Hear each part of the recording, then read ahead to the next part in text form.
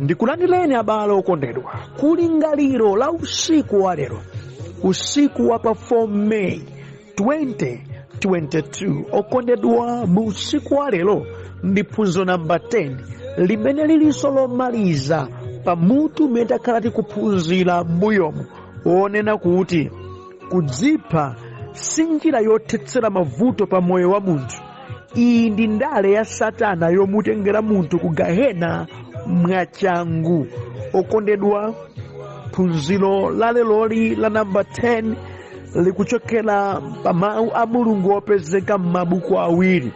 Buku loyamba ndi Mlaliki 7 ndime yake ya 8 ndi 9, komanso Deuteronomy 32 ndime yake ya 29. Ndidzamba kuwerenga pa Mlaliki chapter number 7 kuyambira ndime yake ya namba 8 ndi 9. Mawu a Mulungu mchichewa cha lero akuti, mathero ake a chinthu ndi abwino kupambana chiyambi chake, ndipo kufatsa n'kwabwino kupambana kudzikuza. Usamafulumire kukwiya mu mtima mwako, pakuti mkwiyo ndi bwenzi la zitsiru. Zapitanso ku Deuteronomy 32 ndime yake ya 29. Mawu a Mulungu akuti, ngati iwo akanakhala anzeru akanamvetsa izi ndi kuzindikira kuti mathero awo adzakhala wotani. Okondedwa, mwa mawu a Mulungu amene tawerengawa titsogozedwanso ndi kulingalira konena kuti mtima wanu uzisamalira zokakhala ndi Mulungu ukatha moyo wa pansi pano. Ameni. Tadzipangani inuyo kuti mukhale munthu amene chidwi chanu chidzikhalanso chakuti ine ukadzatha moyo wanga pansi pano ndi malakalaka ukakhala ndi Mulungu kwamuyaya. Now, chikhazikitso chimenechi ndi chimene chimakupangani kuti zokudzerani pa moyo wanu zimene zikhoza kukusemphanitsani ndi cholinga chanu ichi chokakhala ndi Mulungu kwamuyaya. Musachigwiritse ntchito chimenechi. Chokudzerani, chokupangitsani kuti musemphane ndi lingaliro lanuli lokakhala ndi Mulungu kwamuyaya, muzichipewa chimenecho, muzichikana chimenecho. Ameni. Chimodzi mwa icho ndiye kudziphako, chifukwa kudzipha kumakupangitsa munthu wekuti ukasemphane ndi Mulungu kwamuyaya, ukapezeke mgahena mwachangu. Nawo kwa munthu amene mkati mwake muli kulakalaka kuti ine ndikufuna ndikakhale ndi Mulungu ukatha moyo uno, apewa tchimo mmoyowu, apewa kuchita zomvera mdierekezi mmoyowu, ndipo adzisamala namvera mawu a Mulungu nthawi zonse kuti ubale wake ndi Mulungu usamawonongeke. Ameni. Chimene chine choyambirira, pokhala inu munthu kudziko kuno mudzafa ndithu ndipo mudzachoka ndithu pansi pano. Kodi mudakhazikitsa mtima wanu pa Mulungu kuti ukadzatha moyo uno kokakhala muli nako ndiko kwa Yesu kwamuyaya? Ngati mudapanga ganizo lotere, mayendedwe anu adzikhala oyenerana ndi chiganizo chanu ichi. Makhalidwe anu ndi machitidwe anu a zinthu adzikhala olumikizika ku fundo yanu iyi yolakalaka kukhala ndi Ambuye nthawi zonse. Simudzichimwa pokana kuononga ubale wanu ndi Mulungu. Simudzipha pokana kukhala mugahena, popeza kudzipha kupangitsa kuti mudakhala mugahena, koma musunga moyo wanu na udalirire pa Ambuye kuti pakutha pa moyo wanu mukakhale ndi Mulungu nthawi zonse. Ameni.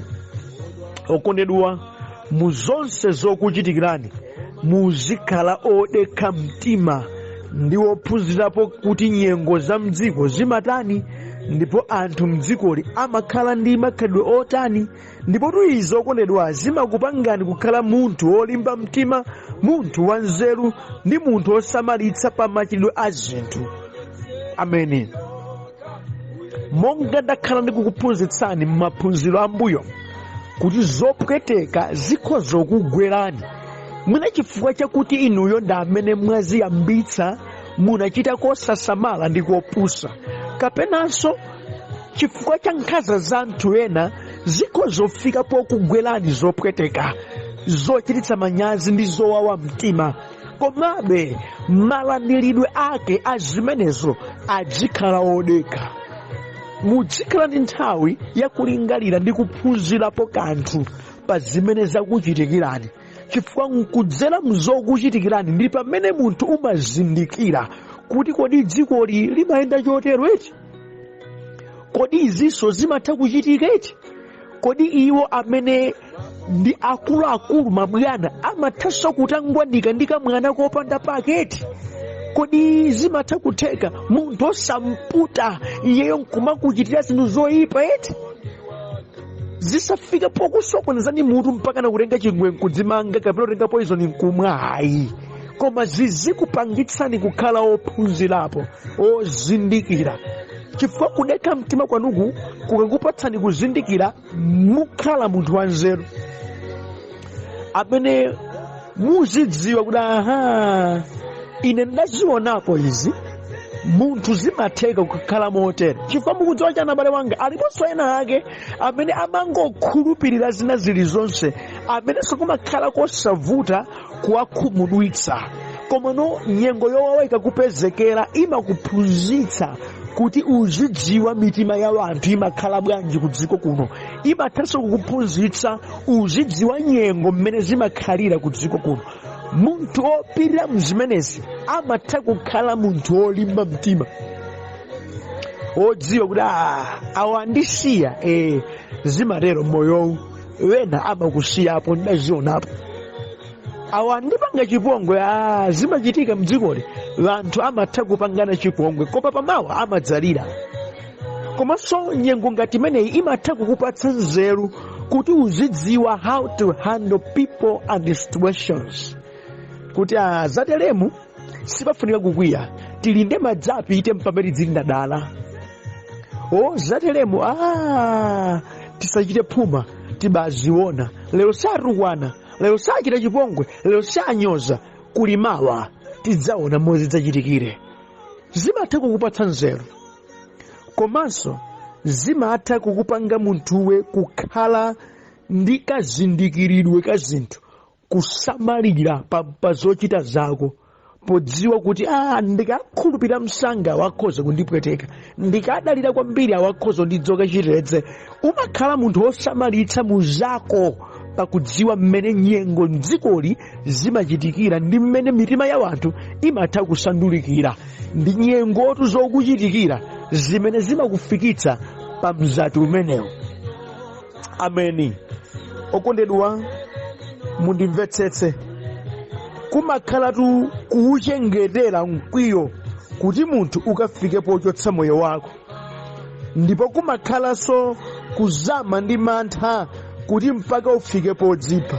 Koma musatero chonde okondedwa, pamene zinthu zanyanya m'moyo mwanu ndipo mwakwiya kwambiri, musauchengetere mkwiyo kuti no ndithu nchita zotere, ayi. Pamene mwina pena pake mwapanikizika, okondedwa, musafike pozama ndi mantha kuti mpaka namuone kudzipha ngati njira yabwino yongopewera mantha anuwo, ayiso. Okondedwa, muziugwira mtima. Nyengo zizikuthandizani kuonjezera chidziwitso m'moyowu. Nyengo zopanikiza ndi zimenenso nthawi zina Mulungu amaonetseramo ukulu wake. Mwa ichi mudalireni, musachotse moyo wanu. Ameni. Pa mawu a Mulungu amene tawerengawa, okondedwa, pa Mlaliki chapter number 7 pali malangizo abwino kwambiri amene munthu mdziko lino anafunika kuti awatsate. Malangizo onena kuti mathelo a chinthu amakhala opambana kuposa poyamba. Fundo iyi moyo mwanu ikhalemo. Mmene moyo wanu ungathere zimapereka chipambano kuposa mmene mudabadwira, chifukwa pamakhala mbiri imene banthu amafotokoza, komanso pamakhala zinthu zimene munthu udachitapo m'moyowu. That's why kusamalira kwambiri mathelo a zinthu nkofunika. Andindi ndinene mpankhani ya moyo iyi, mathero a moyo wanu pa dziko pano ndi amenenso amaonetsa kuti mulowa kuti, chifukwa timanena kuti kuchoka mdziko muno mwa imfa si mathero a moyo weniweniwo ayi, koma chiyambi cha moyo wina watsopano. Now machokedwe wanu pa dziko pano amatha kulozera kuti mwayamba moyo watsopano wa mtundu wanji. Nkutheka kuchoka modzipha ku dziko kuno nkukayamba moyo wozunzika mgahena, apa zelu palibe.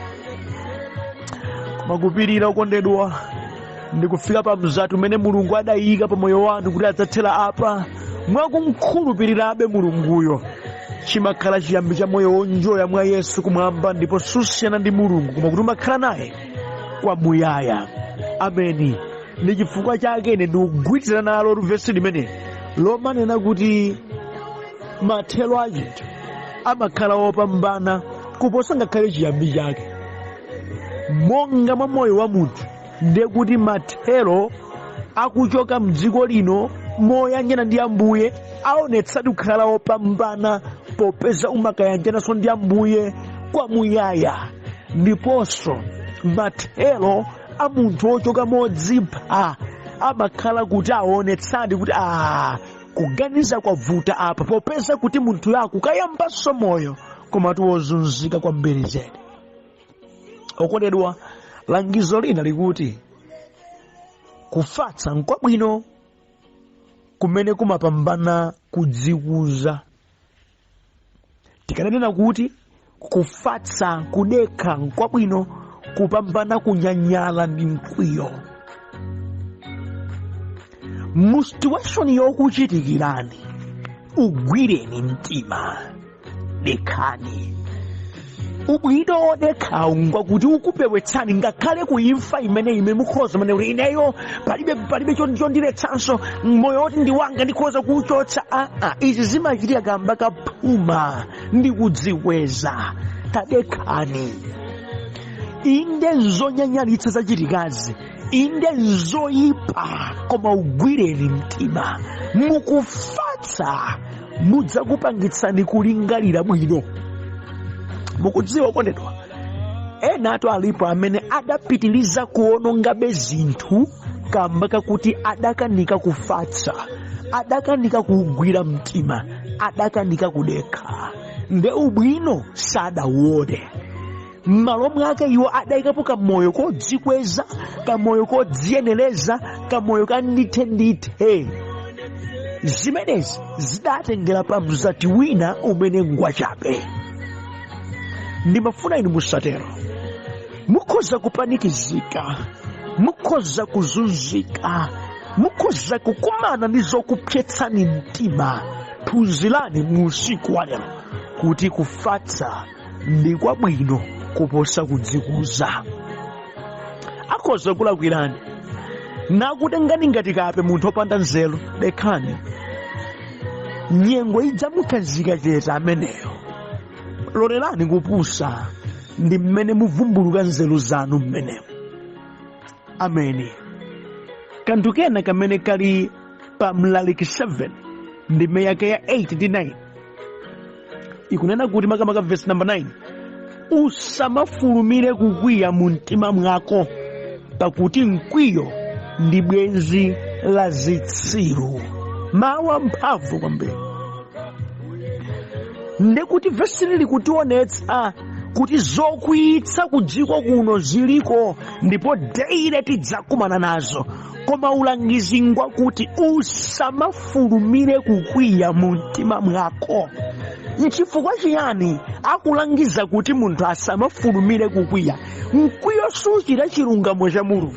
Mkwiyo umatha kukupatsa maganizo ena amene munthawiyo amaoneka ngati anzeru, munthawiyo amaoneka ngati opambana, munthawiyo amaoneka ngati othandiza, koma zili mbwerera za nanu ndi zimene zimakaonetsera kumapeto kwake kuti udachita kopusa. That's why ndimeyo yunena kuti usamathamangire kukwiya mu mtima mwako, popeza mkwiyo ndi bwenzi la zitsiru. Ndekuti munthu amene auchengetera mkwiyo nkwapafupi kuchita zinthu zopusa natchedwa nazo kuti munthuyu ndi chitsiru.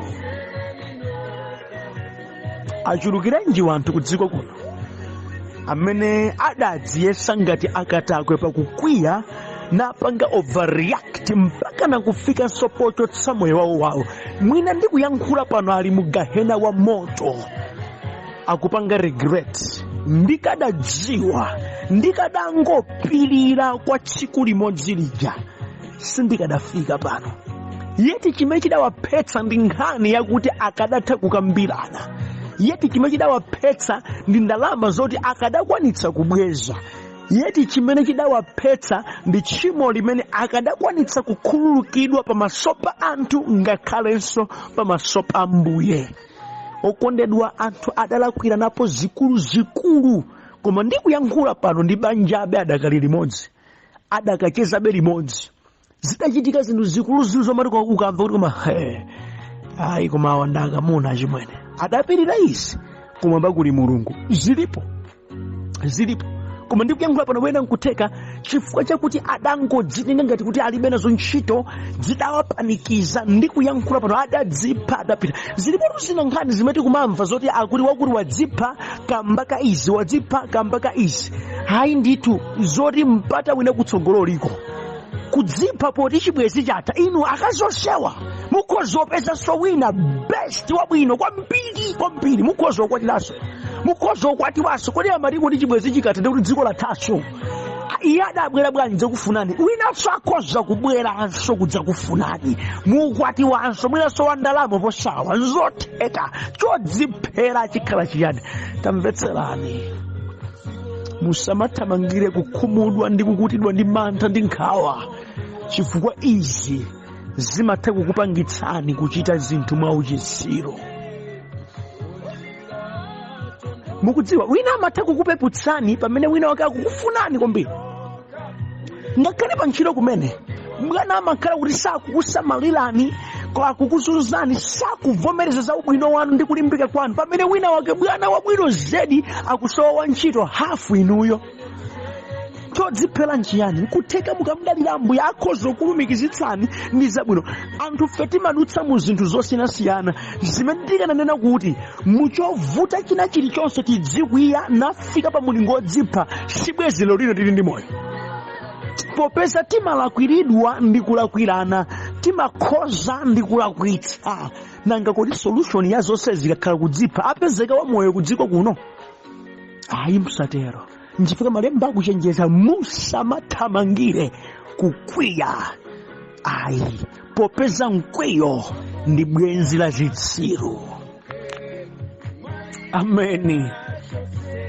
Munthu ukakwiya nthawi zambiri umadzitenga wekha wanzeru, suyang'ana ma solutions ena pa moyo wako, ndi chifukwa chake umachita zinthu zimene sizabwino. Mwatsokanso umapanga rub off thandizo la Mulungu. Suonanso Mulunguyo ngati amene akhoza kuyima nakuthandizira mu zochitika. Mukhoza kukanidwa ndi anthu, kukukanani straight, sindikudziwani, yeti munthu akukudziwani.